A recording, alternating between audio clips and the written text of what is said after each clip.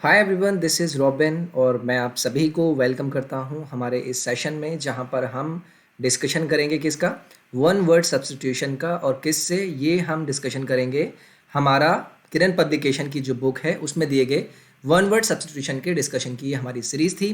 Ritesh, good morning, Pallavi, Priyanka, Vikram, विजय, श्यामलाल, आदित्य। तो चलिए हम स्टार्ट करते हैं अपने सेशन को। This part will be presented by me, my name is robin. तो चलिए स्टार्ट करते हैं। तो देखिए, पहला आपको यहाँ पर वन वर्ड के लिए स्टेटमेंट दिया गया है, to run away with a lover. तो देखिए, अगर आप अपने प्रेमी या प्रेमिका के साथ भाग जाते हैं तो उसे हम कौन सा वन वर्ड बोलते हैं। तो देखिए, यहाँ पर आपको एक वर्ड दिया गया है, इलोप। इलोप इलोप का अर्थ देखिए हिंदी में बताऊं तो जो भागकर शादी कर लेना, वो समथिंग आपका इलोप से ही रिलेट करता है।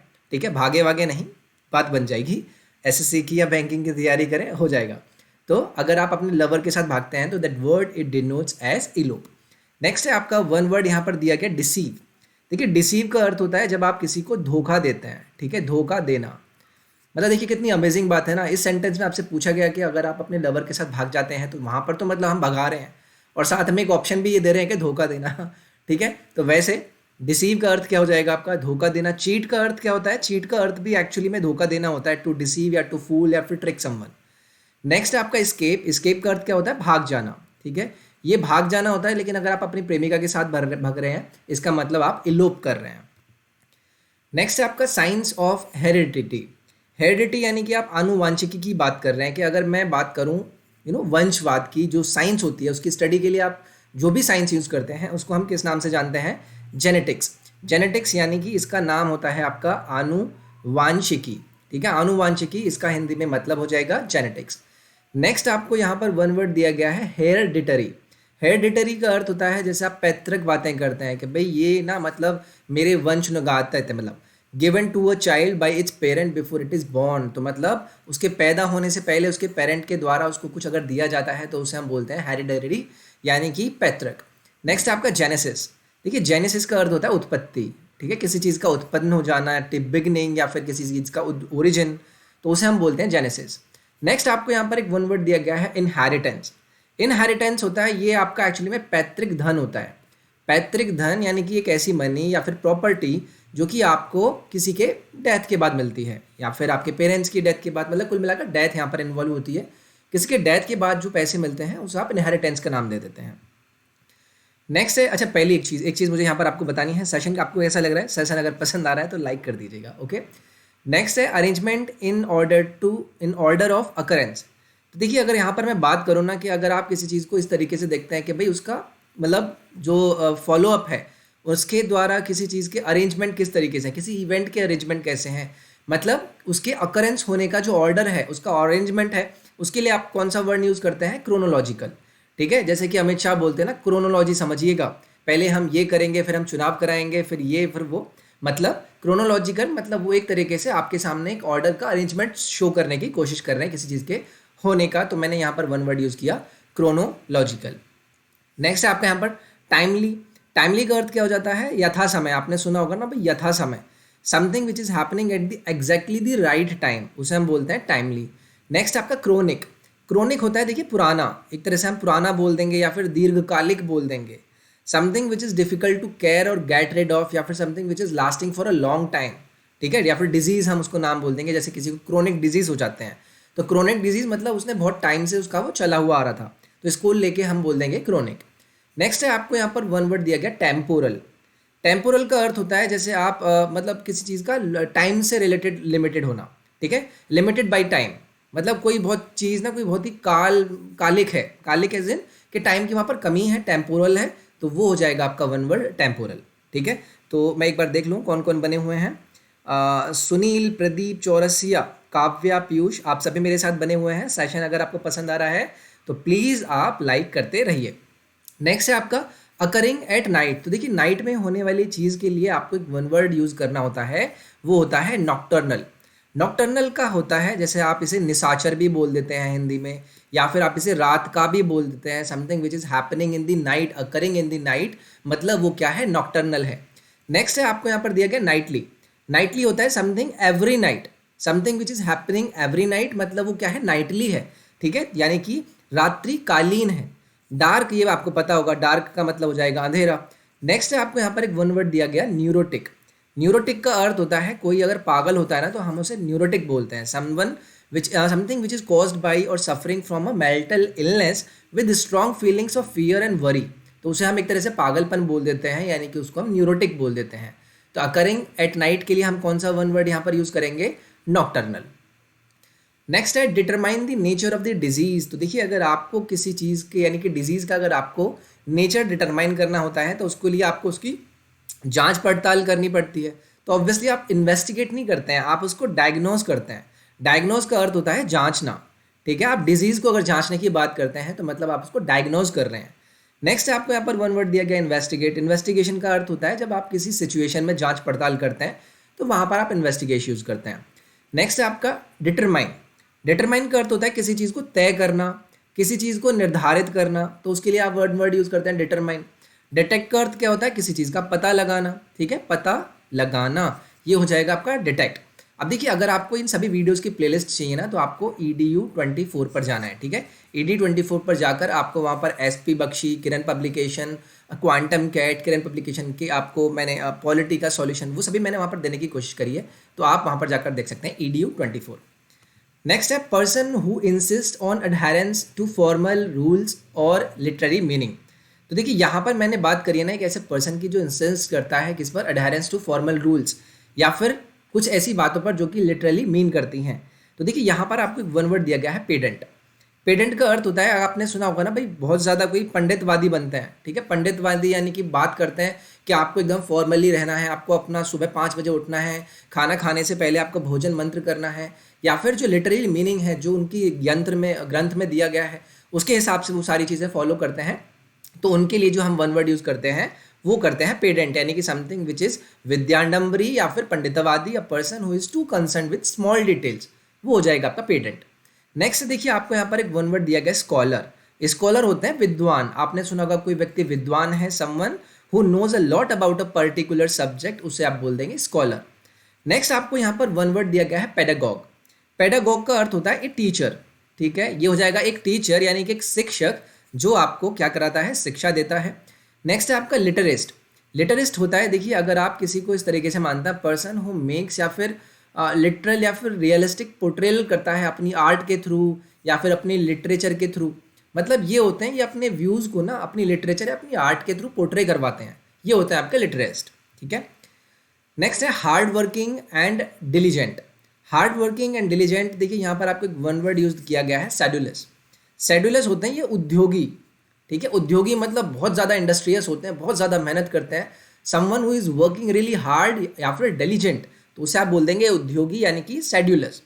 नेक्स्ट है आपको यहाँ पर वन वर्ड दिया गया है सेडिशियस। सेडिशियस का अर्थ होता है जैसे कोई चीज़ बगावत वाली होती है ना, बगावत का, ठीक है, अराउजिंग टू एक्शन या फिर रिबेलियन, उसे हम बोल देंगे सेडिशियस।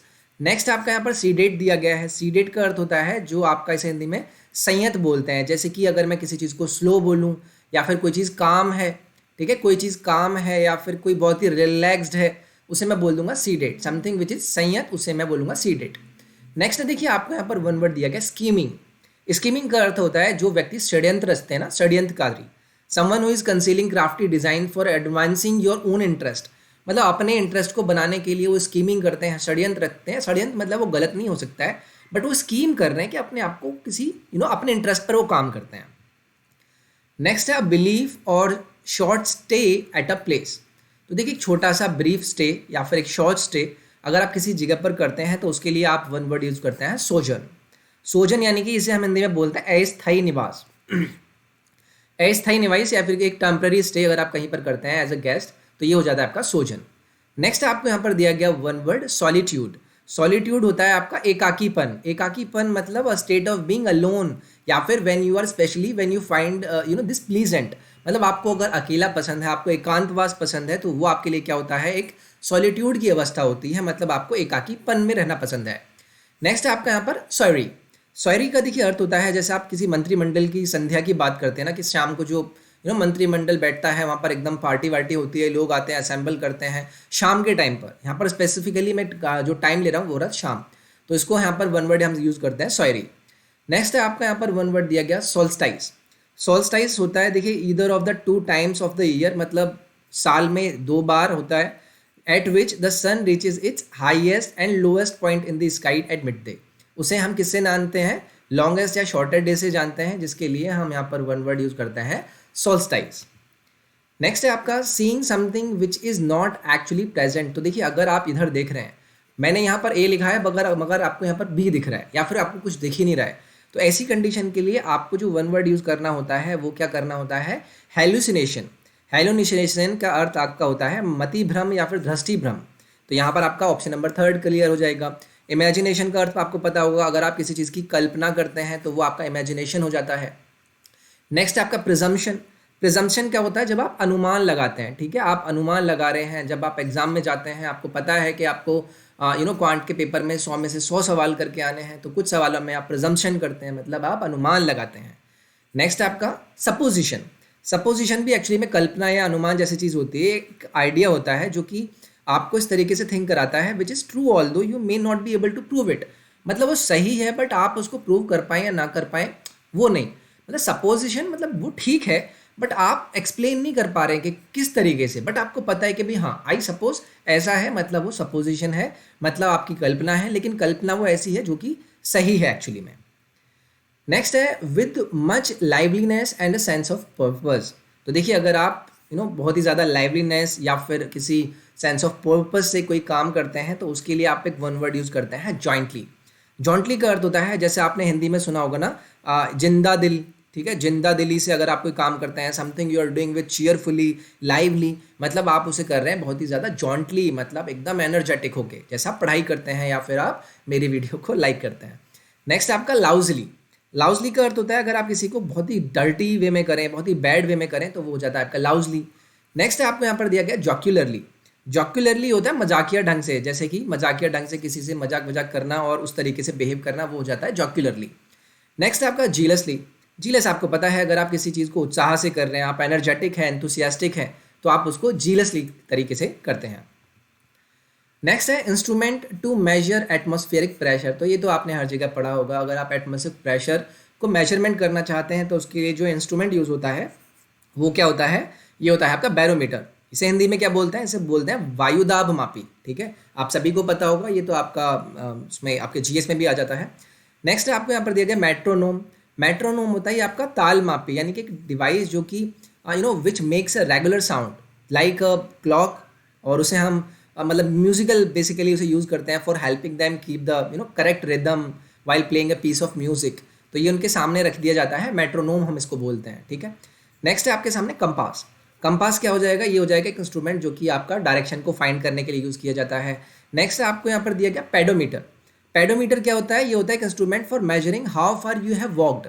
मतलब आप ए जगह पर थे, आप पहुँच गए बी जगह पर, तो आप यहाँ पर आपने जो पाथ यूज़ किया है, इस पार्ट की मेजरमेंट करने के लिए आप यूज़ करेंगे पेडोमीटर, विच डिफाइंस कि आपने कितना पाथ ट्रेवल कर लिया है।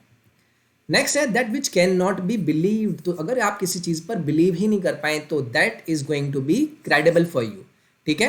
That which can be believed, sorry which can be believed, अगर आप which can not be believed करें तो वो हो जाएगा आपके लिए इनक्रेडिबल। तो यहाँ पर कैन बी बिलीव्ड था तो ये हो जाएगा आपके लिए क्रेडिबल, यानी कि समथिंग विच इज विश्वसनीय is capable of being believed, यानी कि वो क्रेडिबल है। नेक्स्ट है आपको यहाँ पर दिया गया मिराकुलस। मिराकुलस होता है जैसे कि चमत्कारी, समथिंग विच इज चमत्कारी या फिर समथिंग विच इज पिक्युलरली या फॉर्चुनेट या फिर एप्रोप्रिएट, उसे हम बोल देंगे चमत्कारी। नेक्स्ट है आपका क्रेडिटेबल। क्रेडिटेबल हो जाता है अगर आप किसी चीज़ के प्रशंसनीय वाली बातें करते हैं, ठीक है, समथिंग विच इज प्रशंसनीय या फिर something which is worth of open limited commendation, वो हो जाएगा आपके लिए क्रेडिटेबल। नेक्स्ट है आपका गुलेबल। तो गुलेबल तो वही होते हैं जो आसानी से उल्लू बनाने वाले होते हैं, ठीक है, तो वो हो जाएंगे गुलेबल। नेक्स्ट है एन एबेटर इज। तो एबेटर देखिए एक्चुअली में होता है क्या है, एक ऐसा प्लेस होता है जहाँ पर स्लॉटर किया जाता है एनिमल्स को, यानी कि कसाई खाना हम इसे बोलते हैं। तो a place where animals are slaughtered is known as abattoir. इस पर मूवी भी बनी हुई थी, ठीक है। To be known for bad acts. तो अगर कोई अपने बुरे कर्मों के लिए जाना जाता है तो उसे आप किस नाम से जानते हैं? उसे बोला जाता है नोटोरियस, बदनाम, कुख्यात, जो आपने सुना होगा ना, someone who is well known for his bad acts, वो होते हैं notorious. Someone who is famous, famous मतलब प्रसिद्ध, जैसे कि मशहूर, ठीक है। क्रिमिनल, क्रिमिनल कौन हो जाएंगे? ये बदमाश हो जाएंगे, गुनाहगार या फिर अपराधी जो होते हैं। Next terrorist. टेररिस्ट होते हैं आतंकवादी, a person who uses violent action in order to achieve political aims, to force a government act to act, तो वो हो जाते हैं आपके टेररिस्ट। नेक्स्ट है वर्ड्स ऑफ सिमिलर मीनिंग। तो देखिए अगर आप किसी वर्ड की ऐसे मीनिंग निकालना चाहते हैं, the word which have similar meanings, उनको आप क्या बोलते हैं? उनको आप बोलते हैं सिनोनिम्स। ये तो आप सभी को पता होगा। एंटोनिम्स आपको पता होगा। होमोनिम्स क्या होता है? होमोनिम्स बताइए। होमोनिम्स होते हैं एक ही रूप किंतु भिन्न भिन्न अर्थ वाले, मतलब लगते एक जैसे हैं, एक जैसे ही होते हैं। Words of the words pronounced या फिर spelled the same way but having different meanings, वो हो जाएंगे आपके लिए होमोनिम्स। नेक्स्ट है आपका स्यूडोनिम्स। स्यूडोनिम्स क्या होता है? ये होता है आपका कूट नाम, यानी कि a fictitious name used instead of one's real name. यानी कि आप मतलब आप ए है आपका नाम, आप कहीं गए हैं, आपको पता है कि आपकी यहाँ पर जमेगी नहीं, मतलब मानेगी नहीं, या फिर मतलब जमेगी नहीं, ठीक है, तो आप किसी और का नाम बनकर चले गए हैं, तो वो मान गई, मतलब आपने क्या किया? एक स्यूडोनिम यूज़ किया, ठीक है। So this was this session from my side. अब हम क्या करते हैं? अब हम अपना क्विज कर लेते हैं।